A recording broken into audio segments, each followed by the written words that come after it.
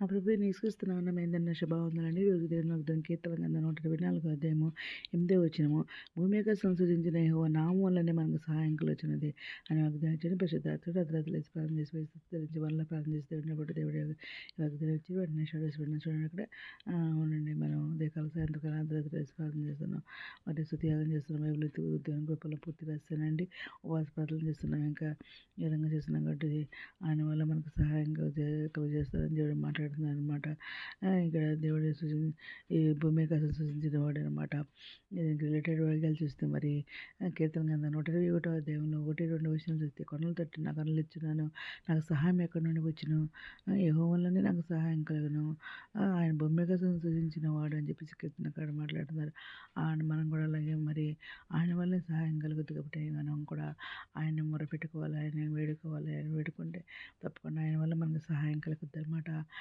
ఇంకా మరి నేను కీర్తన గ్రంథం 124వ అధ్యాయంలో 1-5 వచనాలలో కూడా దేవుడు ఏం మాట్లాడుతున్నాడంటే, మనుషులు మన మీదకి లేచినప్పుడు యెహోవా మనకు తోడై ఉండని యెడల వారి ఆగ్రహము మన పైన రగులుకొనినప్పుడు యెహోవా మనకు మరి తోడై ఉండని యెడల వారు మనలను ప్రాణంతోనే మింగివేయుదురు అని చెప్పేసి ఇక్కడ ఉందన్నమాట.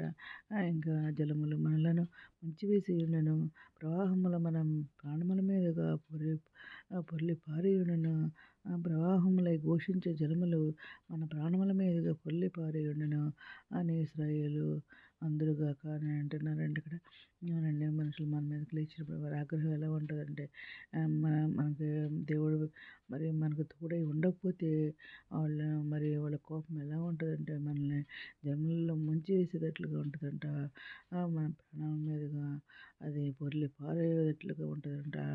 అంత కోపం ఉంటుంది అనమాట మనుషులకి మన మీద, ఆయన మనకు తోడై ఉండకపోతే అనమాట. ఆయన మనకు ఎల్లప్పుడు కూడా మనకు తోడుగా ఉంటున్నారు కాబట్టి మనం ఏ విధంగా ఉన్నాం అనమాట. ఇంకా మరి దేవుడు ఇంకా ఏమంటున్నారంటే, కీర్తన గ్రంథంలోని 124వ అధ్యాయంలోని 6వ వచనంలో ఏమంటున్నారంటే, మరి పండ్లకు మనలను వేటగా అప్పగింపని యెహోవా స్తుతింతునుగాక అంటున్నారు.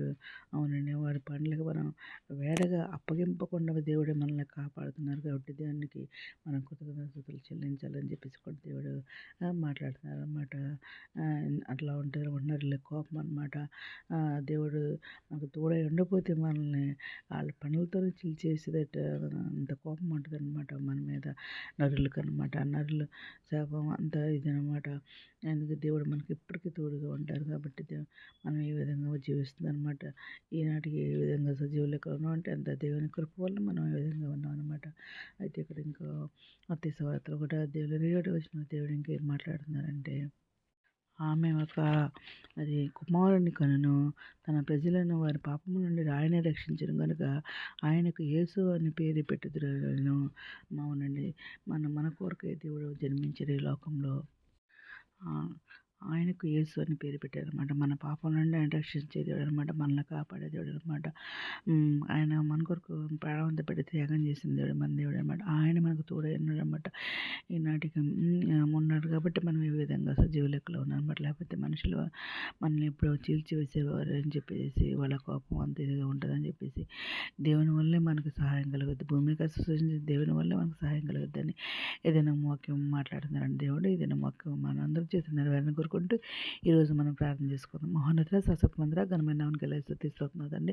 ఎంతమంది ప్రపంచం ప్రతి ఒక్క బిడ్డని పేరు పేరు జ్ఞాపకం చేసుకోండి. ప్రతి ఒక్క బిడ్డ అవసరం అక్కడ తెలుసుకుని కోరికలు తెచ్చుకుంటారు. వీటికి మంచి రకండి విద్యాశైలి నిరుద్యోగ ఉద్యోగాలు వేయండి. ఆర్థిక వరకు ఆర్థిక సాయం తెచ్చండి.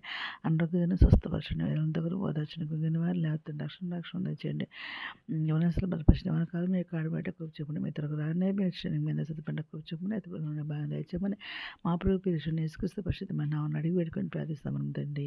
ఆమె మీ అందరి ప్రార్థనలో మా కుటుంబం గురించి కూడా ప్రేర్ చేయమని మనం చేసుకుంటున్నాను. ప్రభు సేవలో మీ సహోదరి. God bless you.